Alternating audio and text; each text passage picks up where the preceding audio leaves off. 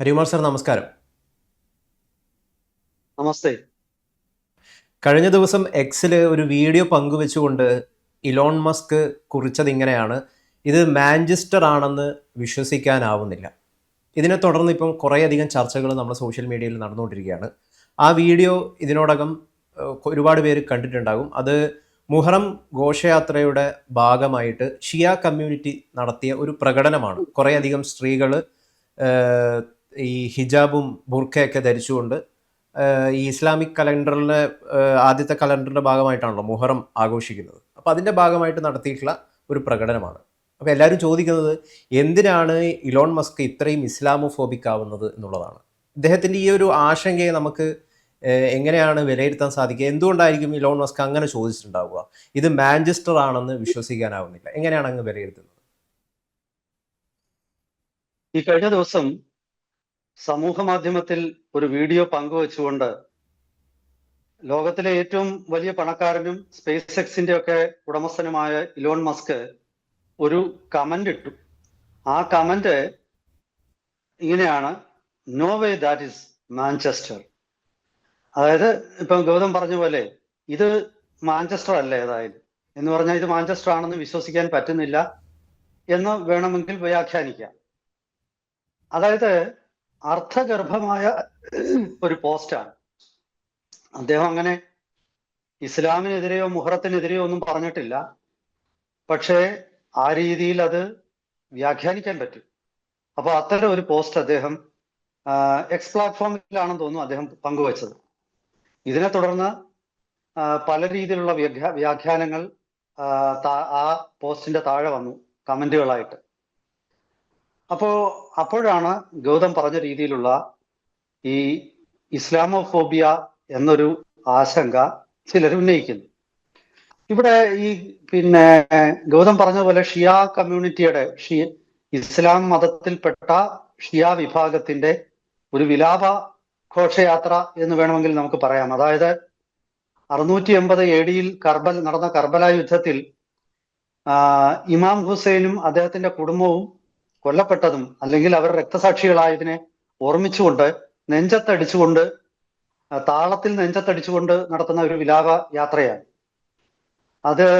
അതിനോടനുബന്ധിച്ച് ഉറുദുവിലുള്ള പാട്ടുകൾ, ഹിന്ദി നമുക്ക് മനസ്സിലാവും, ഹിന്ദി തന്നെ, ആ ചില പാട്ടുകളും ഒക്കെ കേൾക്കാം ബാക്ക്ഗ്രൗണ്ടിൽ ഈ ട്വീറ്റില്.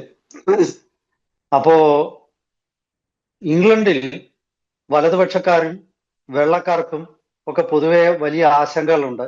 ഇംഗ്ലണ്ടിന്റെ സ്വഭാവം മാറിക്കൊണ്ടിരിക്കുകയാണോ എന്ന്. ആ ഒരു പശ്ചാത്തലത്തിൽ ഈ പോസ്റ്റ് നമ്മൾ വ്യാഖ്യാനിക്കുമ്പോൾ നിശ്ചയമായിട്ടും അതിന് ഒരു ഇസ്ലാമിനോടുള്ള ഒരു എതിർപ്പ് അല്ലെങ്കിൽ ഇസ്ലാമിനെ കുറിച്ച് സമൂഹത്തിൽ ഭയം ജനിപ്പിക്കുക അങ്ങനെയൊക്കെയുള്ള ആശയങ്ങൾ വേണമെങ്കിൽ നമുക്ക് പറയാം. പക്ഷെ എന്തുകൊണ്ടാണ് ബ്രിട്ടനിൽ ഇങ്ങനെ ഒരു ചിന്ത വന്നത് എന്നൊരു മറുചോദ്യവും. ആ മറുചോദ്യത്തിൽ നമുക്ക് പറയാനുള്ളത്, ഈ കഴിഞ്ഞ കുറച്ച് ദിവസം മുമ്പ് അവിടെ ഒരു പഠന റിപ്പോർട്ട് പുറത്തു വന്നിരുന്നു. അത് യു കെയിലെ MP ആയ റോബർട്ട് ലവിന്റെ നേതൃത്വത്തിലുള്ള നടത്തിയ ഒരു പഠന റിപ്പോർട്ടാണ്. റേപ്പ് ഇൻക്വയറി റിപ്പോർട്ടാണത്. അതായത് ബ്രിട്ടനിൽ വർഷങ്ങളായിട്ട് ഗ്രൂമിംഗ് ഗാങ്സ് എന്ന് പറയുന്ന പാകിസ്ഥാൻ മുസ്ലിങ്ങൾ നടത്തുന്ന ചില പരിപാടികളുണ്ട്. അതായത് വെള്ളക്കാരി പെൺകുട്ടികളെ, പ്രത്യേകിച്ച് ഒരു 13 വയസ്സൊക്കെ ഉള്ള, 9 വയസ്സ് തൊട്ട് ഉള്ള ചെറിയ പെൺകുട്ടികളെ, അവരെ പലപ്പോഴും കുടുംബത്തിൽ പ്രശ്നമുള്ളവരായിരിക്കാം, കെയർ ഹോമുകൾ എന്ന് പറയുന്ന സ്ഥലത്ത് ജീവിക്കുന്നവരായിരിക്കാം, അതല്ലെങ്കിൽ ചിലപ്പോൾ എന്തെങ്കിലും മറ്റു രീതിയിൽ മാനസിക അസ്വസ്ഥതയുള്ളവരായിരിക്കാം. ഇവരെയൊക്കെ പലപ്പോഴും പല കാര്യങ്ങളും നൽകി ആകർഷിച്ച് ഒടുവിൽ അവരെ ലൈംഗികമായിട്ട് ചൂഷണം ചെയ്യുന്ന ഒരു പരിപാടി വർഷങ്ങളായിട്ട് ബ്രിട്ടനിൽ നടന്നുകൊണ്ടിരിക്കുകയാണ്. ഗ്രൂമിംഗ് ഗാങ്സ് ഓഫ് ബ്രിട്ടൻ എന്ന് നിങ്ങൾ ഗൂഗിൾ അടിച്ചു നോക്കിയാൽ നിങ്ങൾക്ക് കാണാം. അപ്പോ ഈ റോബർട്ട് ലവയുടെ നേതൃത്വത്തിലുള്ള പഠനത്തിൽ മനസ്സിലാക്കാൻ കഴിഞ്ഞ 2.5 ലക്ഷം വെള്ളക്കാരായ പെൺകുട്ടികളെ, അത് 9 തൊട്ട് 13 വയസ്സ് വരെ പ്രായമുള്ള ചെറിയ കുഞ്ഞുങ്ങളെ ലൈംഗിക ചൂഷണത്തിന് വിധേയരാക്കി എന്നുള്ള ഞെട്ടിപ്പിക്കുന്ന ഒരു റിപ്പോർട്ടാണ് ഈ പഠനം പുറത്തുവിട്ടത്. 2.5 ലക്ഷം, ഒന്നും രണ്ടും അല്ല, നിങ്ങൾ ഗൂഗിളിൽ അടിച്ചു നോക്കിയാൽ മതി. 2.5 lakh children, girls in UK raped by grooming gangs എന്ന് നിങ്ങൾ അടിച്ചു നോക്കിയാൽ നിങ്ങൾക്ക് അത് കിട്ടും. അപ്പോ ഇതിന്റെ ഒരു പ്രത്യേകത, ഇതിൽ ഒരുപാട് കേസുകളിൽ കൺവിക്ട് ചെയ്തിട്ടുണ്ട് പ്രതികളെ. ആ കൺവിക്ട് ചെയ്തതിൽ 87% പാകിസ്ഥാൻ മുസ്ലിങ്ങളാണെന്നുള്ളതാണ്. അതായത് പാശ്ചാത്യ ലോകം പാലൂട്ടി വളർത്തുന്ന പാകിസ്ഥാൻ മുസ്ലിങ്ങൾ എന്താണ് അവരോട് തന്നെ വെള്ളക്കാരോട് ചെയ്യുന്നത് എന്നുള്ളതിന്റെ ഒരു പ്രത്യക്ഷമായ തെളിവാണ്, ആർക്കും നിഷേധിക്കാൻ പറ്റാത്ത തെളിവാണ് ഇത്. ഞാനോ ഇന്ത്യയിലെ സംഘപരിവാറോ ഒന്നുമല്ല ഈ തെളിവ് പുറത്തുവിട്ടത്, ബ്രിട്ടീഷ് MP ആണ്, ബ്രിട്ടനിലെ MP തന്നെയാണ് ഇത് പുറത്തുവിട്ടത്. അപ്പൊ ഈ പശ്ചാത്തലത്തിലായിരിക്കാം ഇലോൺ മസ്കിനെ പോലുള്ള ആൾക്കാർ ഇത്തരം ട്വീറ്റുകൾ, പോസ്റ്റുകൾ ഇടുന്നത്. പക്ഷെ ഇത് പറയുമ്പോഴും ഇനി ഇതിനൊരു മറുവശമുണ്ട്, അതോടെ ഞാൻ പറയാം. ശരിക്കും ആരുടേതായിരുന്നു അമേരിക്ക, ആരുടേതായിരുന്നു കാനഡ?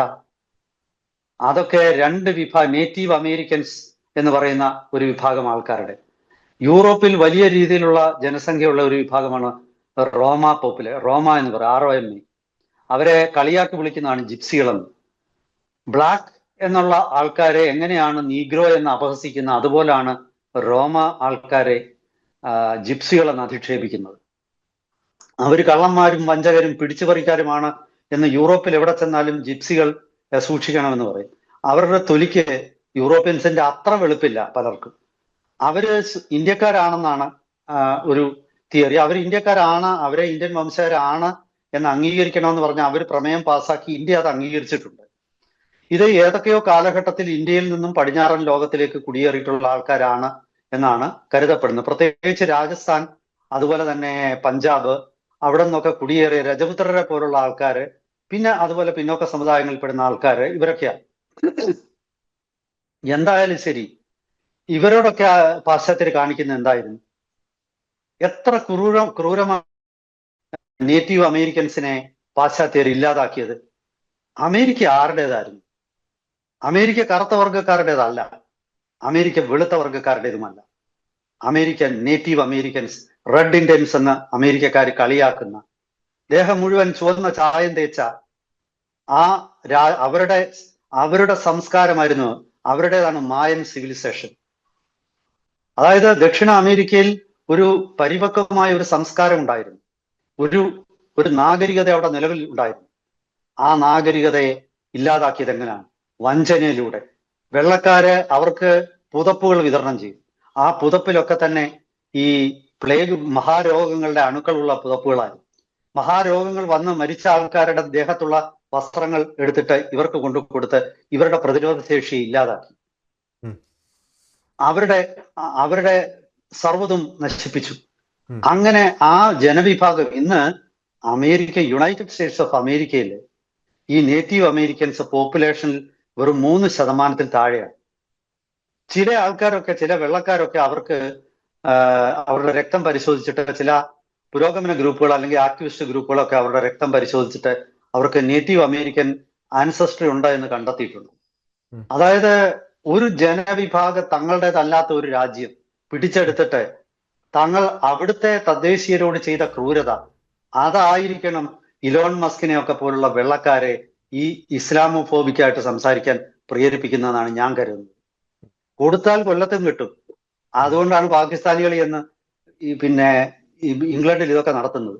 നാണമില്ലല്ലോ, ഇത്ര വലിയ രാജ്യമാണെന്നൊക്കെ പറഞ്ഞിട്ട്. ഈ സായിപ്പനൊന്നും നാണമില്ലല്ലോ, പാകിസ്ഥാനിയെ വിളിച്ച് സ്വന്തം വീടിന്റെ പിന്നാമ്പുറത്ത് കൊണ്ട് താമസിപ്പിച്ചിട്ട് ഇങ്ങനെ കിടന്ന് നിലവിളിക്കാൻ. സ്വന്തം മക്കളെ രക്ഷിക്കാൻ എന്തുകൊണ്ട് ഈ പാശ്ചാത്യർക്ക് കഴിഞ്ഞില്ല? ഈ വെള്ളക്കാർക്ക് എന്തുകൊണ്ട് അവരുടെ പെൺകുട്ടികളെ രക്ഷിക്കാൻ അവർക്ക് കഴിഞ്ഞില്ല? എന്തുകൊണ്ട് അവര് ഈ അതിക്രമം കാണിച്ചവർക്കെതിരെ ശക്തമായ നടപടിയെടുത്തില്ല? ആരോടാണ് ഇവർ പരാതി പറയുന്നത്? അവരുടെ നാട് അവരുടെ നിയന്ത്രണത്തിൽ അല്ലാതായിരിക്കുന്നു എന്ന് തിരിച്ചറിവ് വന്നപ്പോഴത്തേക്കും കാര്യങ്ങളൊക്കെ കൈവിട്ടു പോയിരിക്കും. എന്തോ ചോദിക്കാനുണ്ടല്ലോ, ചോദിച്ചോളൂ. ശരിക്കും ഈ നേറ്റീവ് അമേരിക്കൻസിനോട് വെള്ളക്കാരെന്താണോ കാണിച്ചത് അത് തന്നെയാണോ മുസ്ലിം ബ്രദർഹുഡിൻ്റെ കുറേയധികം അനുയായികൾ വളരെ തന്ത്രപൂർവ്വം പല ലോകരാജ്യങ്ങളിലും കാണിച്ചുകൊണ്ടിരിക്കുന്നത് എന്നുള്ള ആശങ്ക ഉയരുന്നുണ്ട്. ആ ആശങ്ക തന്നെയാണ് ഇലോൺ മസ്ക് പ്രകടിപ്പിച്ചതെന്ന് തോന്നുന്നു. സാറിന് അറിയുന്നത് പോലെ ഈ ഹസൻ അൽ ബന്ന, ഈ മുസ്ലിം ഇസ്ലാമിക് ബ്രദർഹുഡിന്റെ സ്ഥാപകൻ, അദ്ദേഹത്തിന്റെ ഒരു കോട്ട് തന്നെയുണ്ട്. It is the nature of Islam to dominate, not to be dominated, to impose its law on all nations and to extend its power to the entire planet. ഇത് ഹസൻ അൽ ബന്ന പറഞ്ഞതാണ്. എന്താണ് ഇതുകൊണ്ട് ഉദ്ദേശിക്കുന്നത്? തീർച്ചയായിട്ടും ഇസ്ലാം ഒരിക്കലും ഒരു ആത്മീയതയിൽ മാത്രം ഒതുങ്ങി നിൽക്കുന്ന ഒരു മതമല്ല. അതൊരു സമഗ്രമായ പദ്ധതിയാണ്. അവിടെ രാഷ്ട്രീയവും മതവും തമ്മിൽ വ്യത്യാസമില്ല. ഒരുപക്ഷെ ചിലരൊക്കെ പറയും ബൈബിളിൽ പറഞ്ഞിട്ടുണ്ട് ദൈവത്തിനുള്ളത് ദൈവത്തിനും സീസറിനുള്ളത് സീസറിനും എന്നുള്ളത്. പക്ഷെ അങ്ങനെയുള്ള ഒരു മതമല്ല ഇസ്ലാം. ഇസ്ലാമിൽ രാഷ്ട്രീയവും മതവും ചേർന്നതാണ്. നിങ്ങൾ കേരളത്തിലെ മുസ്ലിം ലീഗിനെ നോക്കുക. മുസ്ലിം ലീഗ് പേരിൽ തന്നെ ഇല്ലേ ആ മതത്തിൻ്റെത്? കെ എം ഷാജി എന്ന മന്ത്രിയല്ലേ അദ്ദേഹം ഇപ്പോൾ? കെ എം ഷാജി, അതെ, കെ എം ഷാജി പറഞ്ഞല്ലോ മതമാണ് മതമാണ് മതമാണ് മുഖ്യം എന്ന് അദ്ദേഹം പറഞ്ഞില്ലേ? അതിലെന്താ തെറ്റ്? അദ്ദേഹത്തിന്റെ മതം പ്രചരിപ്പിക്കാൻ അദ്ദേഹം ശ്രമിക്കുന്നു. നിങ്ങൾക്ക് നിലനിൽക്കണമെങ്കിൽ നിങ്ങൾ പ്രതിരോധിക്കണം. കെ എം ഷാജിക്ക് അത് പറയാനുള്ള അവകാശമുണ്ട്. ഞാൻ അതിനെ ചോദ്യം ചെയ്യുന്നില്ല. നിങ്ങൾ മറ്റാരുടെയെങ്കിലും കടന്നുകയറ്റം നിങ്ങളുടെ നേരെ ഉണ്ടാവുമ്പോൾ നിങ്ങൾക്ക് നിലനിൽക്കാൻ, സ്വയം പ്രതിരോധിക്കാൻ നിങ്ങൾക്ക് ഭരണഘടനാപരമായിട്ടുള്ള അവകാശമുണ്ട്. ജീവിക്കാനുള്ള അവകാശമുണ്ട്. റൈറ്റ് ടു എക്സിസ്റ്റ് ഉണ്ട്. Right to protect your culture ഉണ്ട്. അതൊക്കെ നമ്മുടെ ഭരണഘടന തന്നിട്ടുണ്ട്. അത് നിങ്ങൾ ഉപയോഗപ്പെടുത്തുന്നില്ലെങ്കിൽ നിങ്ങളുടെ കുറ്റം. ലോകം അങ്ങനെയാണ്. സർവൈവൽ ഓഫ് ദ ഫിറ്റസ്റ്റ് ആണ്. ഏറ്റവും ബുദ്ധിമാനും ഏറ്റവും എന്താണ് പല രീതിയിൽ ധനികനും അങ്ങനെയൊക്കെയുള്ള ആൾക്കാരെ മറ്റുള്ളവരുടെ മേൽ അടിച്ചമർത്താൻ നോക്കും. പാശ്ചാത്യർ അതാണ് നോക്കിയത്. അന്ന് നമ്മൾ അതിനെ ഇമ്പീരിയലിസം എന്ന് പറഞ്ഞു. ആ ഇമ്പീരിയലിസം പാശ്ചാത്യർ മാത്രമായിരുന്നില്ല. തുർക്കിയും ഒരു ഇമ്പീരിയലിസ്റ്റ് നേഷനായിരുന്നു. ഖലീഫയുടെ നേതൃത്വത്തിൽ ഉണ്ടായിരുന്ന തുർക്കി ഒരു ഇമ്പീരിയലിസ്റ്റ് പവർ ആയിരുന്നു. ഇത് കേരളത്തില് ഇതൊന്നും പറയാൻ പാടില്ല. കേരളത്തിൽ ഒരു പ്രത്യേകതരം സെക്കുലറിസം, പ്രത്യേകതരം ചിന്താഗതികൾ നമ്മുടെ ഇവിടെ പറഞ്ഞു വരുത്തിയിട്ടുള്ളതുകൊണ്ട് ഇതൊന്നും ആരും ശ്രദ്ധിക്കത്തില്ല. അത് തെറ്റായ ഒരു രീതിയാണ്. പാശ്ചാത്യർ ഇമ്പീരിയലിസ്റ്റ് ആയാലും മിഡിൽ ഈസ്റ്റിൽ ഇമ്പീരിയലിസം ഉണ്ടായാലും രണ്ടും നമ്മൾ ഇമ്പീരിയലിസമായിട്ട് തന്നെ കാണണം. രണ്ടു കൂട്ടരെയും നമ്മൾ സമദൂരത്തിൽ നിർത്തണം. സുകുമാരനാരുടെ സമദൂരം അല്ല ഞാൻ പറഞ്ഞത്. സാറേ, ഈ ഒരു ഘട്ടത്തിലല്ലേ യഥാർത്ഥത്തിൽ നമുക്ക് ഇസ്രായേലിനെ അനുകൂലിക്കേണ്ടി വരുന്നത്? കാരണം ഇസ്രായേൽ എന്ന് പറയുന്ന ഒരു കൊച്ചു രാജ്യം അവരുടെ നിലനിൽപ്പിനായിട്ട് റാഡിക്കൽ ഇസ്ലാമിന്റെ മുമ്പിൽ പോരാടുകയാണ്. അപ്പോഴും നമ്മുടെ നാട്ടിൽ ഒരുപാട് പേര് ഹമാസിനെ പിന്തുണയ്ക്കുന്ന നിരവധി ആളുകൾ ഉണ്ടാകുന്നുണ്ട്. ഇസ്രായേല് ഒരിക്കൽ ഇസ്രായേൽ പ്രധാനമന്ത്രി ആരായിരുന്നു ഞാൻ മറന്നുപോയി. അദ്ദേഹം ഒരിക്കൽ ഒരു അഭിപ്രായം പറഞ്ഞു.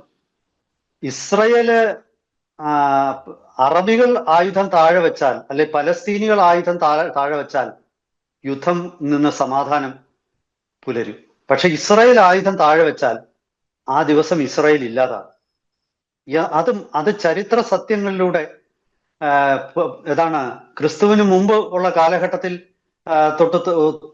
തുടങ്ങിയ ഒരു സംസ്കാരമാണ് ജൂത സംസ്കാരം. അവർ ചരിത്ര കാലഘട്ടങ്ങളിലൂടെ, ആയിരക്കണക്കിന് കൊല്ലങ്ങളിലൂടെ അവരത് തിരിച്ചറിഞ്ഞിട്ടുണ്ട്. അവിടെ എന്ത് സംഭവിക്കും? അവരായുധം താഴെ വെച്ചാൽ ആ നിമിഷം അവരില്ലാതാവും. ആ തത്വം ഇസ്രായേൽ പറഞ്ഞിട്ടുണ്ട്. അത് തെറ്റല്ല, അവർ പറയുന്നത് ശരിയാണ്. അപ്പോ ഞാൻ വീണ്ടും ഇതിലേക്ക് തിരിച്ചു വരികയാണ്. സംഭവം ഇലോൺ മസ്ക് പറയുന്നത് ശരിയാണ്. ഇംഗ്ലണ്ടിന്റെ പല ഭാഗങ്ങളും ഇംഗ്ലണ്ട് അല്ലാതായി കഴിഞ്ഞു. ബർമിംഗ്ഹാം പോലുള്ള സ്ഥലങ്ങളിൽ എൻ്റെ ഒരു സുഹൃത്ത് മലയാളിയാണ്, അദ്ദേഹം ഇസ്ലാം മത വിശ്വാസിയുമാണ്. അദ്ദേഹം എന്നോട് പറഞ്ഞു, ഒരു ബർമിംഗ്ഹാമിൽ നിങ്ങൾ ചെന്നാൽ, നിങ്ങൾ ഇസ്ലാം വിശ്വാസി ആണെങ്കിൽ നിങ്ങൾക്കൊരു ബെഡ് സ്പേസും രാവിലെയും രാത്രിയിലും ഭക്ഷണവും ഉറപ്പാണ്. നിങ്ങൾക്ക് തല ചായ്ക്കാൻ ഒരിടം, നിങ്ങൾക്ക് രാവിലെയും രാത്രിയിലും ഭക്ഷണവും കിട്ടും. പല പള്ളികളിൽ നിന്നും ഇതിനുള്ള സഹായം കൊടുക്കുന്നു. ഇത് അവിടെ മാത്രമല്ല, ന്യൂയോർക്കിലെ ക്യാബ് ഡ്രൈവർമാരെല്ലാം ഇസ്ലാം മത വിശ്വാസികൾ, കുടിയേറിയ ആൾക്കാരാണ്. ഇത് എൻ്റെ ഒരു സുഹൃത്ത് IT മേഖലയിൽ ബിസിനസ് നടത്തുന്ന ഒരാൾ ഈ അടുത്ത കാലത്ത് എന്നോട് പറഞ്ഞു, ന്യൂയോർക്കിലെ പല ബഹുഭൂരിപക്ഷ ഹോട്ടലുകളും നടത്തുന്നത് ഇസ്ലാം മത വിശ്വാസികളാണ്. അപ്പം പാശ്ചാത്യ ലോകം ഒരു സ്ലോ ഡെമോഗ്രഫിക് ഇൻവേഷൻ അവിടെ നടന്നു കഴിഞ്ഞു. അത് അവര് കിടന്ന് മോങ്ങിയിട്ട് കാര്യമില്ല. അവന്റെ വയറ് നോക്കി ഒരു തൊഴിയാ കൊടുക്കണ്ട ഈ പാശ്ചാത്യന്റെ. എനിക്ക് ഈ പറയുന്ന വെള്ളക്കാരന്റെ കരച്ചിലിൽ ഒരു സഹതാപവും തോന്നാറില്ല.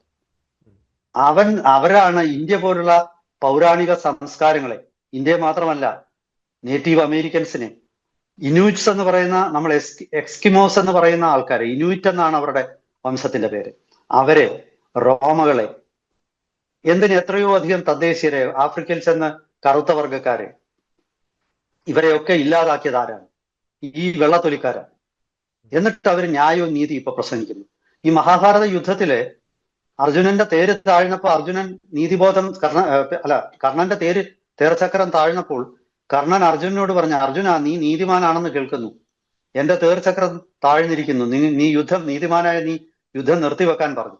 അപ്പോ കൃഷ്ണൻ പറഞ്ഞു, പാണ്ഡവരെ അരക്കില്ലത്തിൽ വെച്ച് ചുട്ടപ്പോൾ നിന്റെ നീതിബോധം എവിടെ പോയിരുന്നു? ദ്രൗപദിയെ സഭയിൽ വെച്ച് വസ്ത്രാക്ഷേപം നടത്തിയപ്പോൾ നിന്റെ നീതിബോധം എവിടെ പോയിരുന്നു? അന്നൊന്നും നീ കാണിക്കാത്ത നീതിബോധം ഇന്ന് നിനക്ക് കിട്ടില്ല. ഇതാണ് പാശ്ചാത്യ ലോകത്ത് സംഭവിച്ചിരുന്നത്. ഇന്ത്യയെ ആക്രമിച്ച് ഇവിടുത്തെ സംസ്കാരത്തെ തകർത്ത് ഇവിടുത്തെ സമ്പദ്ഘടനയെ പൂർണ്ണമായിട്ട് ഇല്ലാതാക്കി ഒരു 400-500 ട്രില്യൺ ഡോളറിന്റെ സ്വത്ത് ഇന്ത്യയിൽ നിന്ന് കൊള്ളയടിച്ചപ്പോ ഈ പാശ്ചാത്യന്റെ നീതിബോധം എവിടെ പോയിരുന്നു? അന്ന് ഈ ബ്രിട്ടീഷുകാരന്റെ നീതിബോധം എവിടായിരുന്നു? അന്ന് അവർക്കില്ലാത്ത നീതിബോധം ഇന്ന് നമുക്ക് അവരോട് കാണിക്കേണ്ട കാര്യം. അവരുടെ പ്രവൃത്തിയുടെ ഫലം അവരനുഭവിക്കട്ടെ. അവിടെ ഗ്രൂമിംഗ് ഗാങ്സ് ഉണ്ടെങ്കിൽ അതിനെ ഇല്ലാതാക്കേണ്ട അവന്റെ ജോലിയാണ്. അവന്റെ നീതിന്യായ വ്യവസ്ഥിതിയുടെ പരാജയം ലോകം എന്ത് പഴിച്ചു? പിന്നെ ഇലോൺ മസ്ക് എന്ന് പറയുന്നവൻ ദക്ഷിണാഫ്രിക്കക്കാരനാണ്. അയാൾ അമേരിക്കയിലേക്ക് കുടിയേറിയ ആളാണ്. അയാൾക്ക് ഈ കുടിയേറ്റക്കാർക്കെതിരെ പറയാൻ എന്താ അവകാശം ഇലോൺ മസ്കിന്? ഈ ഇലോൺ മസ്ക് തന്നെ ഒരു ഫസ്റ്റ് ജനറേഷൻ മൈഗ്രന്റ് ആണ്.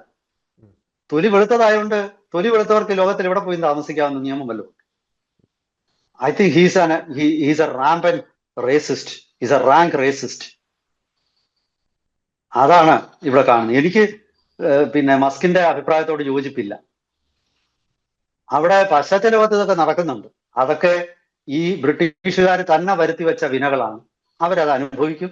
വരും കാലങ്ങളിൽ ബ്രിട്ടന്റെ ഡെമോഗ്രഫി ചേഞ്ച് ചെയ്യും. ബ്രിട്ടൻ ദരിദ്ര രാഷ്ട്രമാകും. ബ്രിട്ടനിൽ കൊലപാതകങ്ങളും പിന്നെ പിടിച്ചുപറികളും ഒക്കെ സാധാരണ ആവും. അതിനൊന്നും എന്തോ കലാപമുണ്ടാകും. എന്താണ്? കലാപമുണ്ടാകും ബ്രിട്ടനിൽ. ഉണ്ടാകട്ടെ. നമ്മളല്ലല്ലോ അതിന് ഉത്തരവാദി. നമ്മളല്ലല്ലോ പറഞ്ഞു വരുന്നത് ഇന്ത്യക്കാരല്ലല്ലോ, ഇന്ത്യൻ കുടിയേറ്റക്കാരല്ലല്ലോ. വെള്ളക്കാരന് ഇതൊക്കെ പറയാൻ എന്ത് റൈറ്റ് ആണെന്നാണ് സാർ അടിസ്ഥാനപരമായി ചോദിക്കുന്നത്? ഒരവകാശവും അവരുടെ സ്വയം കൃത അനർത്ഥമാണ്, അവരുടെ സ്വന്തം പ്രവൃത്തിയാണ്. അതാണ് എനിക്ക് പറയാനുള്ളത്. എനിക്ക് ഇതിൽ ഒരു സഹതാപവും ഇല്ല. എനിക്ക് ബ്രിട്ടന് വേണ്ടി ഒരു തുള്ളി കണ്ണുനീര് പോലും എന്റെ കൈവശമില്ല. ഇതാണ് എനിക്ക് പറയാനുള്ളത്.